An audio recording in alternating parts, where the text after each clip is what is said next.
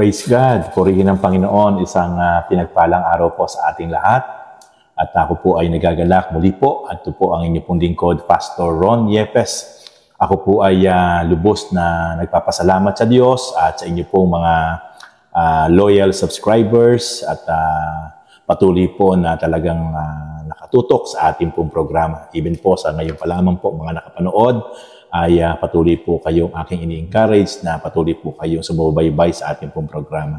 At kung di pa po kayo nakasubscribe, ay paki-hit nyo na po yung ating pong subscribe and yung pong notification bell para po updated po tayo sa ating pong mga bago na mga i-upload na mga videos. Okay? Sige po, bago po tayo magsimula, ay tayo muna po manalangin para po tayo po ay patuloy na makinig at mag-aral ng salita ng Diyos. Let us pray.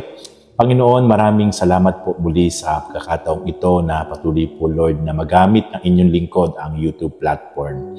Salamat, Panginoon, sa pribilehiyo na sa pamamagitan po ng YouTube platform, O God, ay nagagamit niyo po ang inyong lingkod, Panginoon, nationwide dito po sa bansang Pilipinas and even worldwide, Panginoon. At patuloy po, Lord, na gamitin niyo po, Lord, Panginoon, ang inyong lingkod upang patuloy po maging daluyan, Lord, ng inyong po kapangyarihan, ng inyo, Lord, makapangyarihang salita. At patuloy po, Lord, na patuloy po marami po ang mapagpala, marami po ang ma-encourage, marami po ang patuloy, Lord, na magkaroon ng right understanding, right faith, Panginoon, O God, upang kayo po ang patuloy po, Lord, na mag-glorify at maparangalan at mapaglingkuran. Salamat po, Panginoon, O God. Ito po ang aking dalangin sa pangalan po ng Panginoon Hesus. Amen and amen. Praise God. Purihin ang Diyos. Okay, muli po, ito po si Pastor Ron Yepes na muli pong bumabati sa inyong lahat ng isang pinagpalang araw. A blessed day to all of you. Okay, sige po. Tayo po ay magsimula na po sa ating pong pag-aaral, pagkinig ng kanyang buhay at makapangyarihan salita. Our topic for today is about what does the Bible says about sinners. Ano nga po ba ang binabanggit ng Biblia patungkol sa mga taong makasalanan? Yan po yung ating pong pag-aaralan ngayon pong araw na ito. At patuloy niyo pong tapusin ang ating pong videos para lubusan po nating maunawaan hanggang dulo kung ano po ang mga binabanggit ng Holy Scripture, ng banal na kasulatan about to all sinners. Okay? Ang ating pong yan po yung ating pong topic ngayon. Okay? In the book of Rome, chapter 3, verse 10, as it is written, there is no one righteous, not even one. So makikita po natin na binabanggit ng Bible na nasusulat, walang matuwid, wala kahit isa. Kaya makikita po natin na walang po pwedeng magmalaki sa Diyos. Walang po pwedeng magmataas sa Diyos. Walang po pwedeng magsabi na siya ay matuwid, siya ay hindi nagkakasala, sapagkat sinabi ng Panginoon, sinabi ng Biblia na walang matuwid, wala kahit isa. In the book of Romans chapter 3, verse 23, for all have sinned and fall short of the glory of God. Lahat ay nagkasala at hindi nakaabot sa kaluwalhatian ng Diyos. Kaya makikita po talaga natin na walang taong hindi nagkasala. Walang taong hindi nagkakamali. At lahat ay hindi nakaabot sa kaluwalhatian ng Diyos. Kaya yan po ang binabanggit ng Biblia. In the book of Rome, chapter 3, verse 23. Okay. Ating pong patuloy na pagtuunan yung ating pong topic na kung ano ang sinasabi ng Biblia patungkol sa mga taong makasalanan. Number 1, the wages of sin is death. Ikita po natin na ang kabayaran ng mga taong makasalanan ay kamatayan. Hindi lang po kamatayang pisikal o literal. It is also spiritual death. Kaya po, ang isang taong patuloy po na namumuhay sa kasalanan, mararanasan po niya ang tinatawag na spiritual death, not physical death. Hindi lang po physical na kamatayan, kundi higit sa lahat, mararanasan niya ang tinatawag na spiritual death sapagkat iyan po ang binabanggit ng Biblia about sinners. In the book of Rome chapter 6 verse 23, for the wages of sin is death, but the gift of God is eternal life in Christ Jesus our Lord. So makikita po natin na ang kabayaran ng kasalanan ay kamatayan. Ngunit ang libreng kaloob ng Diyos. But the free gift of God is eternal life through our Lord Jesus Christ. Kaya po, makikita po natin mga kapatid na ang isang taong patuloy na namumuhay sa kasalanan, ang magiging dulot po sa kanya ay mararanasan po niya ang tinatawag na kamatayang spiritual. When you say spiritual death,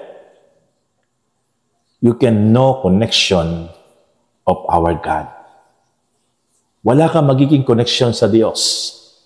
At hindi mo mararanasan ang isang buhay na ganap at kasiyasiya. Because you are spiritual death. Because you are a sinners. Kaya maliwanag po ang binabanggit ng Biblia na kapag ang isang tao ay namumuhay sa kasalanan, mararanasan niya ang kabayaran, ang kamatayang espiritual, hindi lang pisikal. Sapagkat ito ang tunay na dulot sa isang taong namumuhay sa kasalanan. Kaya hindi niya mararanasan ang tinatawag na isang buhay na may kapayapaan. Isang buhay na pinagpala. Emotionally, mentally, physically, sapagkat siya'y patay sa espiritual. Without connection, the presence and the Spirit of our God. Because of His sin. Kaya, napakapalad po ng isang tao na nakalaya at naranasan ng isang buhay, isang bagong buhay sa pamamagitan ng kanyang pagtalikod at pagsisisi at pagtanggap at pananampalataya sa ating Panginoong Hesukristo. Naranasan niya ang tinatawag na born again in the Spirit. Kapanganakang muli sa Espiritu. Sapagkat dito niya mararanasan ang isang tunay na buhay na ganap at pinagpala. Abundant life. Isang buhay na napakasaya. Isang buhay na punong-puno ng kapayapa at kagalakan sapagkat siya ay nahango, nakalaya sa kasalanan. Second point is about sa mga sinasabi ng Biblia patungkol sa mga taong nagkasala is God hates sinners. Ang Diyos ay kinamumuhian niya ang mga taong nagpapatuloy sa kasalanan. Ang Diyos ay nagagalit sa mga taong nagpapatuloy sa kasalanan. According in the book of Rome chapter 1 verse 18 to 20. Sabi po dito, nahahayag mula sa langit ang puot ng Diyos laban sa lahat ng kalapastanganan at kasamaan ng mga taong dahil mismo sa kanilang kasamaan ay hinahadlangan ang katotohanan. Verse 19, sapagkat ang maaaring malaman tungkol sa Diyos ay maliwanag dahil iyon ay ipinahayag sa kanila ng Diyos. Verse 20, mula pa ng likhain ng Diyos ang sanlibutan, ang kanyang likas na hindi nakikita, ang kanyang kapangyarihan walang hanggan, at ang kanyang pagka-Diyos ay maliwanag na inihayag ng kanyang mga ginawa, kaya't wala silang maidadahilan. So makikita po natin talagang nahahayag mula sa langit ang galit at puot ng Diyos laban sa mga taong namumuhay sa paglapastangan, sa pagkakasala, namumuhay sa kasamaan dahil sa mga taong patuloy na ang mga ginagawa ay labag at hindi ayon sa nais at kalooban at plano ng Diyos. Galit ng Diyos. God hates sinners. Kaya mga kapatid, makikita po natin na talagang ang Diyos ay hindi nalulugod. Ang Diyos ay hindi nalulugod sa mga taong nagpapatuloy sa pagkakasala. Ang Diyos ay hindi natutuwa sa mga taong patuloy na namumuhay sa kadiliman at kasamaan. Kaya mga kapatid, nawa bilang tayo po ay mga taong nakakilala, naliwanagan ang ating mga puso't isipan sa pamamagitan ng mabuting balita patungkol sa ating Panginoong Hesus. Tayo po'y patuloy na lumayo sa kasalanan at patuloy po na tayo tumalikod sa kasalanan at magpatuloy po tayong sumunod ng may katuwiran, may kapakumbabaan sa harapan ng ating Panginoon. And next, third point is, there is no peace. Wala pong kapayapaan na mararanasan ang isang tao na namumuhay sa kasalanan. Kahit pasukan niya ang lahat ng uri ng relihiyon. Kahit patuloy siya na talagang magpakasubasob about religion. Pero patuloy siyang namumuhay sa kasalanan na labag sa kalooban ng Diyos. According to the Holy Scripture, there is no peace for all sinners. Ito ang binabanggit at sinasabi ng Holy Scripture. In the book of Isaiah chapter 48 verse 22, there is no peace, says the Lord, for the wicked. Wala pong kapayapaan. Walang mararanasang kapanatagan, katiwasayan sa puso at isip ang bawat isang tao na namumuhay sa kasamaan, namumuhay ng paglabag sa kalooban ng Diyos. Sapagkat ito ang magiging dulot, ito ang magiging consequence sa bawat isang taong nagpapatuloy sa pagkakasala. There is no peace, says the Lord, for the wicked. Kung gusto po natin makaranas ng tunay na kapayapaan, comes from our God. Tayo po'y patuloy na tumalikod sa lahat ng gawa ng kasalanan at kasamaan. At tayo po'y buong pagpapakumbaba na manikluhod, magbalik loob, magsisi sa ating Diyos na makapangyarihan sa lahat sa pamamagitan ng ating Panginoong Hesukristo. And then after that, we experience, we feel the presence, the Spirit of God with joy, with happiness, because the Spirit of God, ang dulot nito ay tunay na kagalakan at kapayapaan sa bawat isang taong tunay na magpapakumbaba, tatalikod sa pagkakasala. In the book of Isaiah chapter 57 verse 21, there is no peace, says my God, for the wicked. Another scripture in the book of Isaiah 57 verse 21. Inulit ng Holy Scripture. In the book of Isaiah 57 verse 21, there is no peace, says my God, for the wicked. Kaya tunay po makikita po natin na talagang hindi kahit kailan makakaranas ng tunay na kapayapaan, kagalakan, kapanatagan mula sa puso't isip Ang bawat isang taong nagpapatuloy sa pagkakasala, nagpapatuloy sa kasalanan. And then, next point is, there is no part in the kingdom of God. Walang magiging bahagi sa kaharian ng Diyos ang mga taong makasalanan. So meaning to say, hindi mararanasan ng mga taong namumuhay sa pagkakasala ang tinatawag na salvation. Hindi mararanasan ng bawat isang tao na sila ay maliligtas.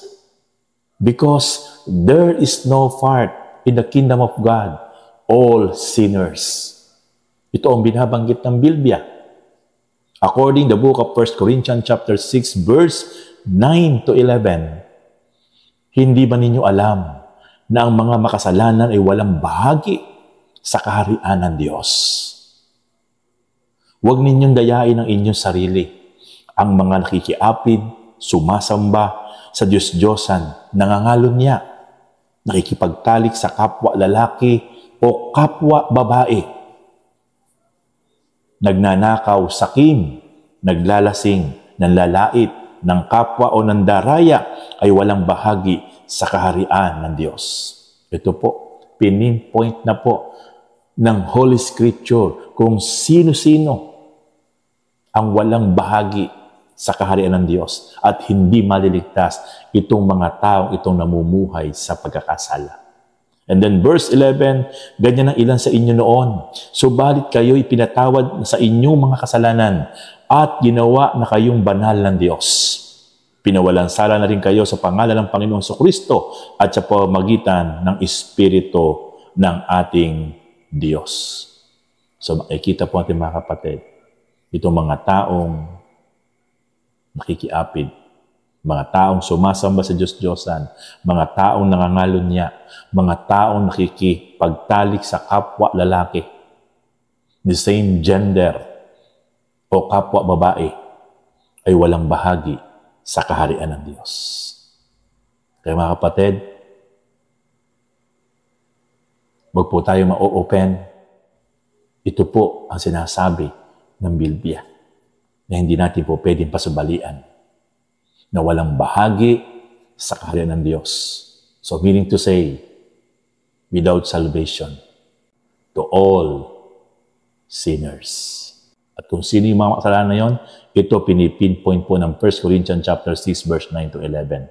Mga taong nagnanakaw, mga taong saki, mga taong naglalasing, nanlalait ng kapwa, mga taong nandaraya, ay walang bahagi sa kaharian ng Diyos. Kaya po mga kapatid, sa oras na ito kapatid, kung tayo po ay isa sa mga binabanggit ng Bible, sa oras na ito, we need to repent. We need to go back, our Lord, our God, to repent upang maranasan po natin na tayo po ay patawarin ng ating Panginoon. Magsisi, tumalikod sa kasalanan. Panahon na, kapatid, because tayo po ay nasa huling panahon na. Sabi ng Panginoon sa Isaiah chapter 1 verse 18, "Tali kayo, magdiwanagat tayo, kayong mga makasalanan.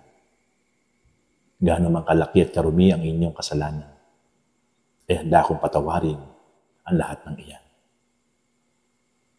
Handa akong paputiin at linisin ang inyong mga puso, ang inyong mga buhay. Hali kayo, come to me." My beloved brothers and sisters, our God ay the God of forgiveness, the God of love, na laging nandyan, nananawagan. Siya ang may sabi, gaano man karumi ang ating kasalanan, gaano man kalaki ang ating kasalanan, sinlaki man ng pinakamalaking barko sa buong mundo ang ating kasalanan.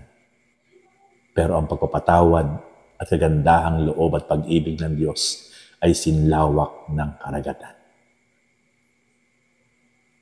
We need to repent. We need to step forward. We need to go back our God. And let us repent.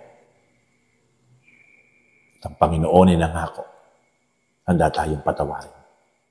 Handa tayong dinggin.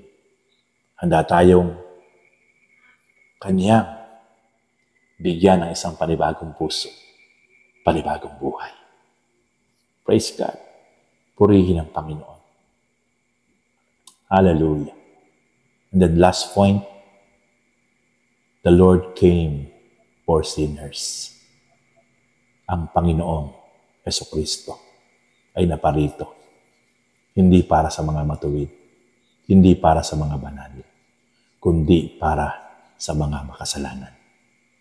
Yan po ang isang great mission and purpose of our Lord Jesus Christ in this earth. He came from heaven in this earth, not to righteous, but to all sinners. And according the book of Romans chapter 3 verse 10, walang matuwid, wala kahit isa. Kabilang po tayo sa mga taong marumi, makasalanan. At ang ating Panginoon ay naparito para sa mga makasalanan. At isa po tayo doon. In the book of Luke chapter 5 verse 32, according the Holy Scripture, Jesus said, I have not come to call the righteous, but sinners to repentance. Makikita po natin ang ating Panginoon na hindi naparito para sa mga matuwid. Naparito siya para sa mga makasalanan, para magsisi. Kapatid, sa oras na ito, it is not an accident kung bakit ka ngayon nanonood. It is the great plan of God for you. Kapatid, kung wala kang plano sa sarili mo, may magandang plano ang Diyos sa buhay mo. Kung bakit ngayon tinapos mo ang bidyong ito, dahil napakaganda ang plano ng Diyos sa buhay mo sa pamamagitan ng ating Panginoon. Naparito ang ating Panginoon hindi sa mga taong matuwid malilinis. Naparito siya sa mga taong makasalanan, mga taong marurumi para magsisi. Praise God. Kapatid, mahal na mahal ka ng Panginoon. At kung bakit ka ngayon nanunood sa programang ito, dahil ikaw gusto kanyang iparana sa iyo ang isang buhay na ganap at kasiyasiya na hindi mo pa kahit kailan nararanasan sa talang buhay mo. Sapagkat sabi ng Panginoon, iba ang kapayapaang idinudulot at ibinibigay ng mundo kaysa sa kapayapaan na ibibigay ko. Kapatid, mahal na mahal ka ng Panginoon. Hindi niya tayo i-condemn. Hindi niya tayo husgahan. Kahit gaano tayo karumi, kahit ano ang ating pinagdaanan, hindi siya parang tao na ikukundima tayo, kundi ang Panginoon. Sa Diyos na punong-puno ng kagandahang loob. He is the God of fullness of grace and mercy para sa bawat isang taong naninikluhod, nagsusumamo, nagpapakumbaba, nagbabalik loob sa Kanya.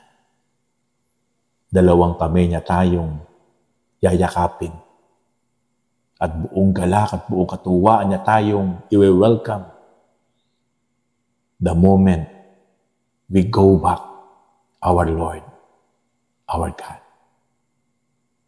At tayo ay buong pagpapakumbaba na magsisisi at tatalikod at magre-repent sa lahat ng ating pagkakasala. In the book of James chapter 4 verse 8, come near to God, and He will come near to you. Wash your hands, you sinners, and purify your hearts, you double-minded. Sabi ng Panginoon sa aklat ng Santiago chapter 4 verse 8, lumapit kayo sa Diyos at lalapit siya sa inyo. Linisin ninyo ang inyong mga kamay, kayong mga makasalanan. Linisin niyo ang inyong mga puso, kayong pabago-bago ang isip. Kapag tayo ay lumapit sa Panginoon, mararanasan natin ang grace and mercy ng ating Panginoon. The moment we confess all our sins, the grace and forgiveness and mercy of our Lord will be experienced. And then after that, the assurance of salvation in our souls we receive. Ito ang pinakamasarap, kapatid, na maranasan natin at matanggap natin ang pangako ng Panginoon na pre-gift eternal life through our Lord Jesus Christ. Kapatid, sa oras na ito, napakapalad mo kung tinapos mo ang bidyong ito. At sa oras na ito, nangungusap ang Panginoon sa iyo. Gusto ka niya na ikaw mismo ay maranasan mo ang kanyang kapangyarihan, pagmamahal, presensya sa buhay mo. Gusto ng ating Panginoon sa pamamagitan ng Espiritu niya ay manahan sa puso mo. At yan ay mangyayari lang kung ibubukas mo ang pintuan ng iyong puso at hahayaan mo, i-welcome mo, aanyayahan mo, patitirhan mo ang Panginoon sa iyong puso at gagawin mo siyang personal Lord, King, and Savior. Kapatid, sa oras na ito, pumikit ka. Taas mo ang iyong dalawang kamay at sumunod ka sa panalangin ito. Gusto kitang pangunahan sa panalangin ng pagtanggap at pagsisisi. The Lord is with us. The Lord is here. Pikit mo ang iyong mata. Taas mo ang iyong dalawang kamay. It is a manifestation of your humble beginning and surrender to our Lord Jesus Christ. Let us pray. Sumunod ka. Panginoong Jesus, salamat po. Salamat sa oras na ito at nadinig ko po ang inyong mga salita from the Holy Scripture. Salamat at naunawaan ko po ang binabanggit ng Biblia about all the sinners. Panginoon, sa oras na ito, inaamin ko po na ako po isa sa makasalanan. Kaya po sa oras na ito, nagpapakumbaba ako. Humihingi ako ng tawad sa lahat-lahat ng aking mga nagawang kasalanan. Hayag or lihim, minanang kasalanan. Ako po ay nagsusumamo at nagpapakumbaba, nagsisisi, at tinatalikuran ko na po at handa kong talikuran ang lahat ng aking kasalanan. Linisin niyo po ako, Panginoon, ng inyong banal na dugo from head to toe. And Lord, give me a new heart and new spirit in my life.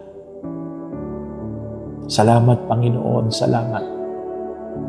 I claim it, Lord, na ako po simula ngayon ay meron ng bagong puso bagong kaisipan, bagong desire, bagong labi. Salamat po. Tinatanggap kita, Panginoong Jesus. Kinikilala kita, O God, bilang personal Lord and Savior. I open the door of my heart and come in my life, Lord Jesus. You are my King. You are my Savior. You are my Lord. Thank you, Lord. Thank you, Jesus Christ. Salamat po. Maraming salamat. Tulungan niyo po ako na patuloy na malumalim at patuloy po na humakbang at mamuhay according in your will, not my will. Thank you, Lord, by the power of your Spirit. Thank you. Ako na lang po mananalangin. Pagpipray ko po kayo. Panginoon, salamat sa oras po ito sapagkat kayo ang may sabi na kung merong nagbabalik loob sa inyo, kahit isang kaluluwa ay libo-libo't laksa-laksang anghel ang nagkakasiyahan sa langit. Lord, naniniwala po ako sa oras na ito ay napakarami ngayon, O God, na tumanggap at nanalig sa inyo, Panginoon, sa lahat ng panig ng bansang Pilipinas, even the four corners of this world, O God. Salamat, Lord, Panginoon, sa YouTube platform at buong mundo ay inaabot, Lord, ng programang ito. Salamat sa mga babae at lalaki na ngayon po'y tumanggap sa inyo. Hiling ko po't dalangin na patuloy, Lord, O God, stretch your mighty hands and flow your mighty power by the power of your Spirit. Saan man sila dako naroon ng bansang Pilipinas, saan man sila dako naroon ng buong mundo. Lord, touch them, O God. Convict them, O God. Empower them. Hallelujah. Kayo ang patuloy po, Lord, magparanas ng kakaibang experience na hindi po nila nararanasan, O God. At patuloy po maranasan nila isang buhay na ganap at kasiyasiya. At patuloy po, Lord, na nasasadik at nauuhaw sa inyong presensya, sa inyong mga salita. Salamat po, Lord. Patnubayan niyo po sila, ingatan niyo po sila, gabayan niyo po sila, Panginoon. Hallelujah. Hiling ko po't dalangin, Panginoon, na sa oras na ito, lahat ng merong mga sakit, karamdamang pisikal, espiritual. Lord, may mga pinagdadaanan, mga problema, trials, O God, relational, mental, Panginoon, financially problem. Lord, aking pong dalangin na patuloy po, Lord, gumalaw kayo at kumilos, Panginoon, sa buhay nila. Maghimala kayo, Panginoon, sa buhay nila. Hinihiling ko po ito, Panginoon, sa inyo, Father God, in the name of Jesus Christ, by the power of the Holy Spirit. Lord, healing and miracles and favors, O God, provision, ay Lord, Panginoon, I declare, maranasan po nila. Ito po ang aking dalangin, Father God, in the name of Jesus Christ. Amen and amen. Praise God. Mga kapatid, maraming salamat. At muli po, ito si Pastor Ron.